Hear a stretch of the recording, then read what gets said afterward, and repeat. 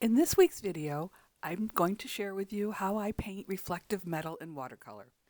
I'll show you how value, extremes, hard edges, distortion, and color work together to create shine. This is my little coffee pot that I use every day, and I've cropped it for some visual interest. The brushes that I've chosen are the silver black velvets. They come to a great point, and you're going to see later on in the video how critical that becomes. I'm starting with the glass knob on the top. Now glass is transparent.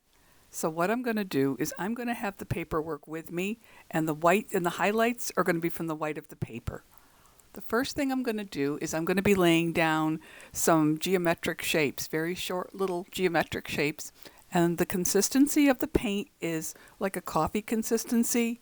You want the paint thin, and then you want the brush to have some water on it, but because you're going to be wet on dry, you do need some control, so don't overload your brush. I'm keeping lots of white space in between the shapes. The color is kind of a mid-gray. You don't want it to get too dark or muddy. Try to keep the transparency feel because it is glass.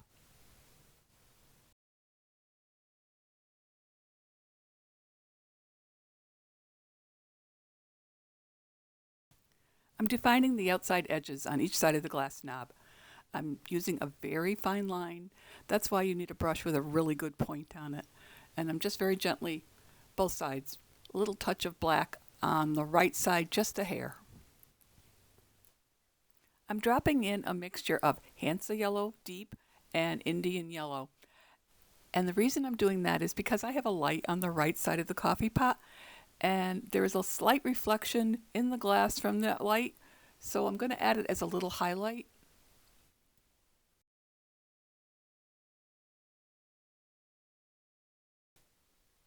I'm going to be defining the back edge of the cover through the glass knob. So what I'm doing is I'm using the ivory black, maybe a milk consistency, and I'm going to lay it down with the very tip of the brush. Then I take the brush and I'm going to smooth it out, working it back and forth. The brush will sop up some of the extra paint until I get it to the color I want it.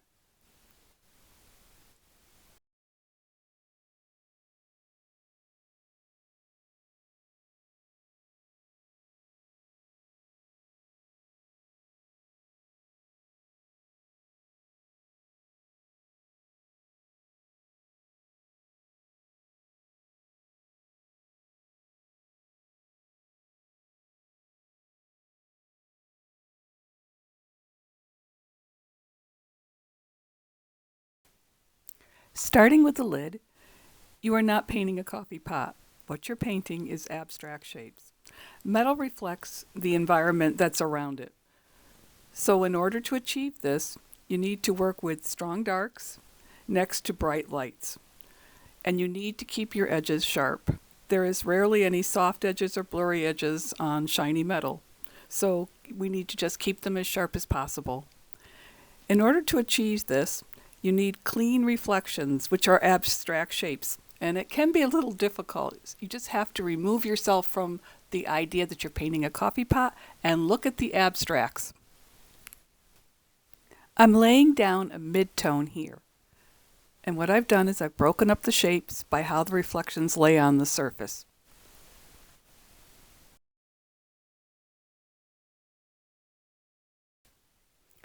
Now there's a reflection underneath the glass knob on the metal portion. And what I'm doing to define it is I'm using ivory black, pretty much a milk consistency. And I'm outlining underneath the reflection itself. See how I'm keeping it very, very dark? And I'm going to keep a very sharp line in between the more medium gray and the dark black.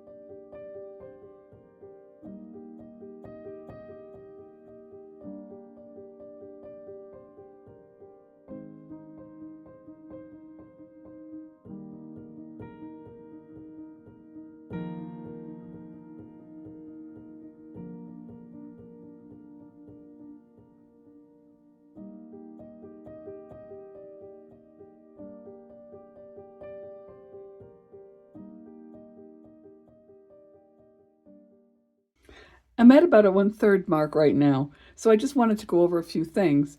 The light is coming from this side of the painting, okay? It's where the kitchen window is. But because I photographed this on the kitchen counter, this yellow over here is actually the light over the kitchen sink, and it's reflected on the shiny, shiny metal. So when I start working on this side, you're going to notice a little more of the kitchen light over on this side, whereas when I go to work on the spout, you're definitely going to see the yellowish color from that kitchen light. Another point I want to make is right here. This is the reflection from the glass portion of the top on the coffee pot. I want to keep this as low key as possible so that it doesn't distract from the sparkly glass at the top. So I've kept it, there's very little detail there. I just kind of did a swipe of color, as you can see. If you look closely, you can see the pencil lines where I've blocked out the shapes.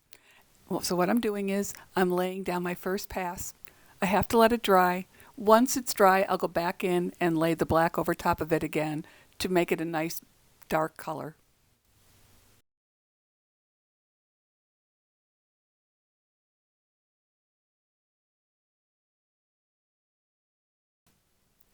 I'm laying on a second coat of black here. Think of this like a puzzle. You're just connecting all the different shapes to make a reflective looking surface. So I'm darkening this very carefully. Notice on the coffee pot itself, the reflections are vertical in nature. This linear pattern defines the volume of the object.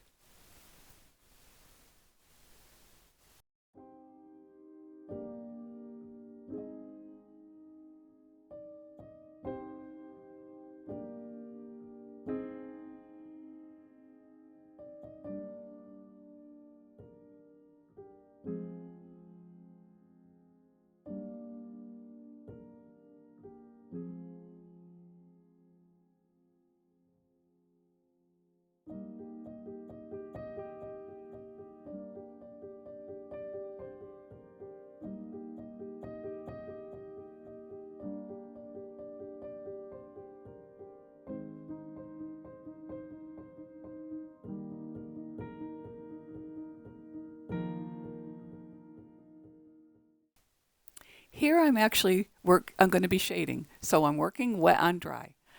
My brush is fairly damp. I've got a touch of color right at the top, and as you can see, I'm very gently going back and forth with my brush. I can lift with my brush.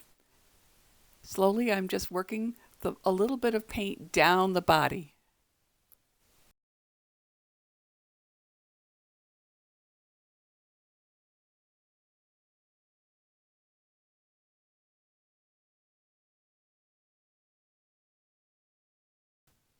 The next portion of the coffee pot I'm going to be working on is the spout.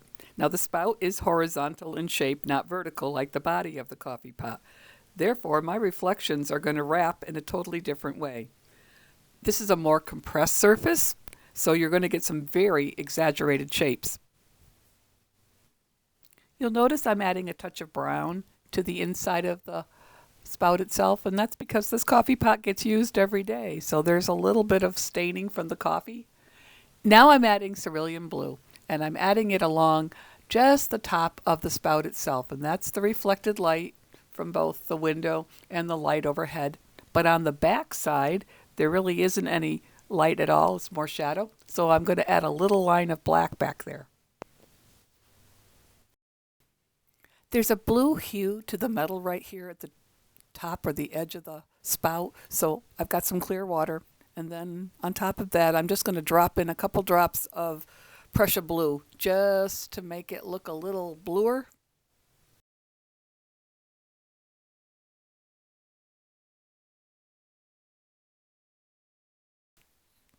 The yellow from the light is going to be my highlight. And I'm going to use my ivory black. And you're going to notice I'm going to keep a crisp line in between the two.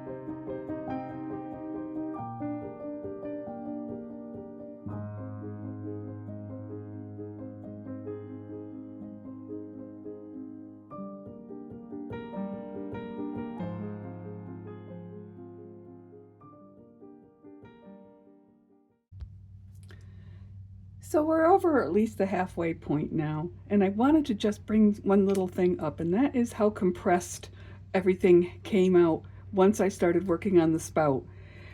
You notice on the body of the coffee pot, everything directs downward. It comes more vertical, but on this little compressed area, everything went horizontal, and it became very distorted and very compressed.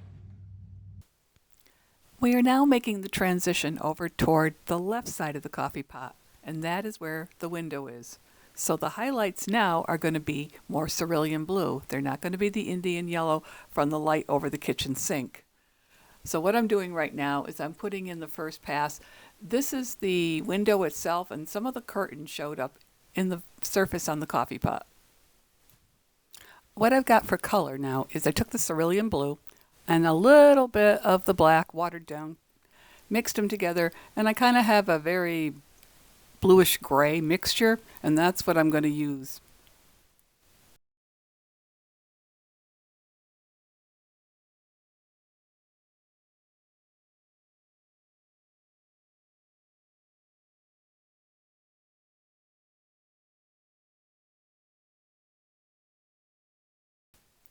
Even though the surface is shiny, you can see the variations in light coming through the sheer curtains. So how I dealt with that was I drew some very light lines going down the length of the coffee pot, and then I washed over it with a very light gray watery mixture. I'm adding highlights all the way down the left side of the coffee pot because it's facing the window, so it's getting the light from the window directly.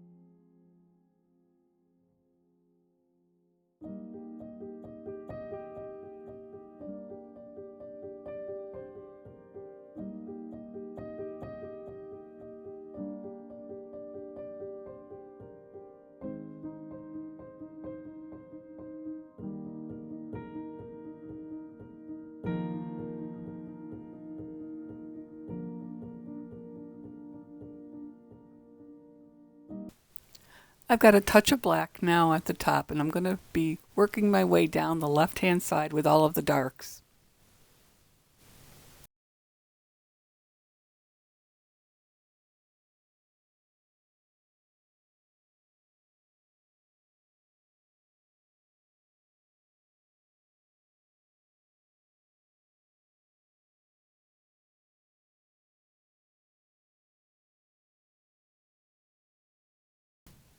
The last component on the coffee pot is the handle, and that is a whole nother material. So now we've done the glass at the top with the knob.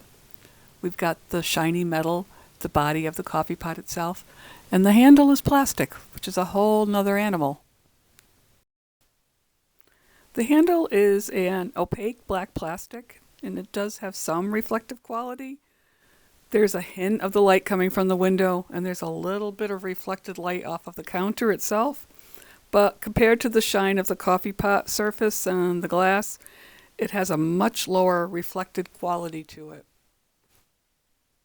The way I'm going to treat it is I'm going to add a couple highlights, and you can see there I've laid down a little bit of cerulean blue, and I've lifted some of it off too. And then I'm just going to put in flat black. I'm going to lay it in maybe 2 to 3 passes and just keep it as dark as possible.